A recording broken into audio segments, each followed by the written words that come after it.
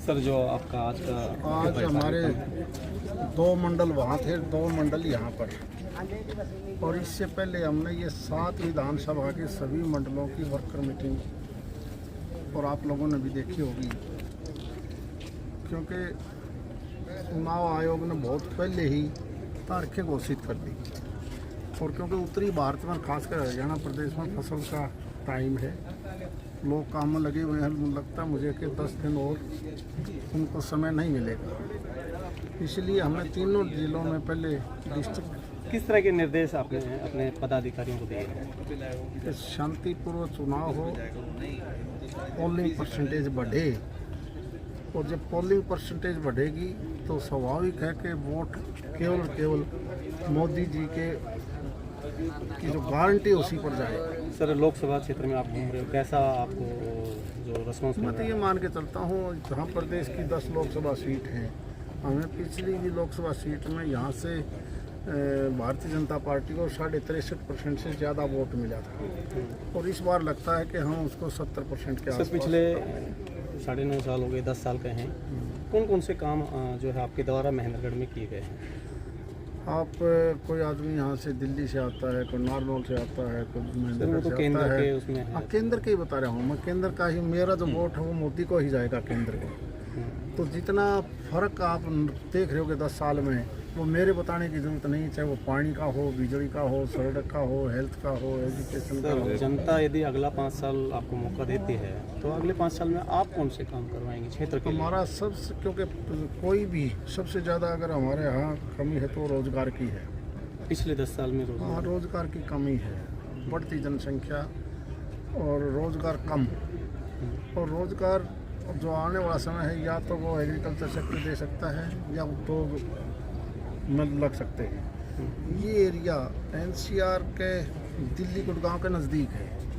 Raw material में मानता हूँ यहाँ कुछ नहीं है।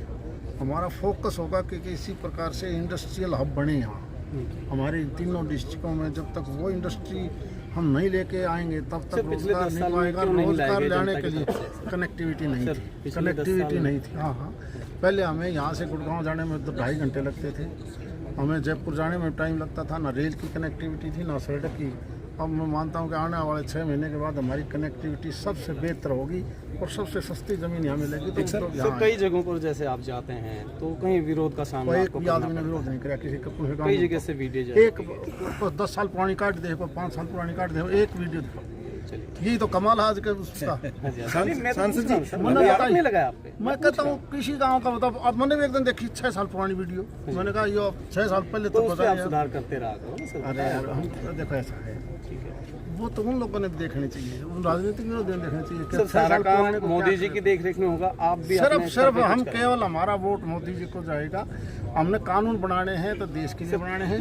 कुछ लोगों का मानना है कि भारतीय जनता पार्टी के पास धर्मवीर जी के अलावा कोई दूसरा कैंडिडेट नहीं है। नहीं, गलत क्योंकि अगर भारतीय जनता पार्टी आपको भी टिकट देती तो आप भी मेरे जितने वोट से जीते। कमलेश सैनी नारनौल से चेयरपर्सन आपकी पार्टी में शामिल हुई है, क्या कहेंगे आप?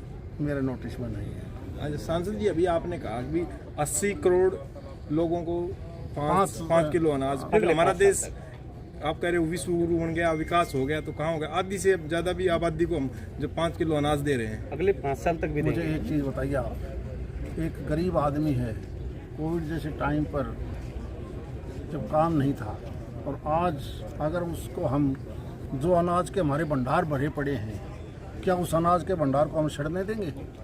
अगर उनको हम फ्री ऑफ कॉस्ट देंगे तो इसी देश का रेवड़ी बांटने की जहाँ तक बात आती है, दूसरे पार्टियों पर आरोप लगाए जाते हैं कि रेवड़ियाँ बांटने का काम। ये रेवड़ी नहीं है, शामिल नहीं है। ये हमारे देश का अन्नदाता ने, किसान ने अनाज पैदा किया है, और इस देश के उस मजदूर को देना चाहते हैं जिनके पास पैसे। सर एक आम आदमी को अगर बिजली और पानी जैसी सुविधाएं फ्री दी जाती हैं दूसरे स्टेट में, दूसरी पार्टी की जहाँ पर सत्ता है, तो यहाँ भी दिया जा सकता है। कौन सी स्टेट की बात? मैं दिल्ली की बात कर रहा हूँ। सर एक बात मेरी सुनोगे जरूर पहले।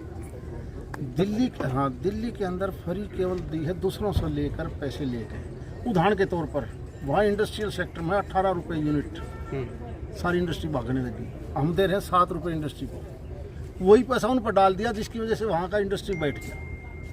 हरियाणा में तो बिजली के बिल बहुत ज़्यादा आ रहे हैं। मैं कहता हूँ यहाँ 7 रुपये है इंडस्ट्री का, पूछो दिल्ली में, पूछो 17.5 रुपये है।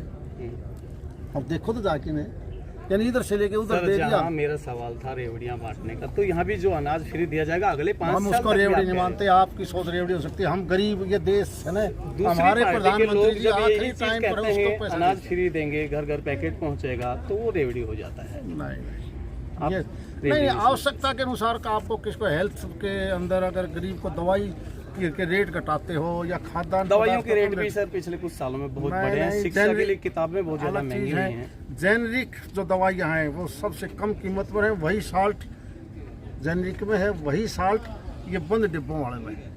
सर जैसे आयुष्मान कार्ड आपकी सरकार ने हाँ, बनाया है जी। तो यही जितना पैसा आयुष्मान कार्ड का कई जगह मिसयूज होते हुए भी देखा सही गया बात है। है आपको। ये सरकारी अस्पतालों पर क्यों नहीं लगाया जाता? जब ऐसा है, आज सरकारी हॉस्पिटल की बजाय प्राइवेट हॉस्पिटल 20 और 80 का अनुपात है। अभी मेडिकल कॉलेज बनने शुरू हुए हैं सारे देश में, पहले नहीं थे। वहाँ से जब बच्चे पढ़ेंगे, डॉक्टर बनेंगे, तो सरकारी हॉस्पिटलों की संख्या और मरीज वहाँ जाएगा। अभी प्राइवेट सेक्टर में ज़्यादा है। ठीक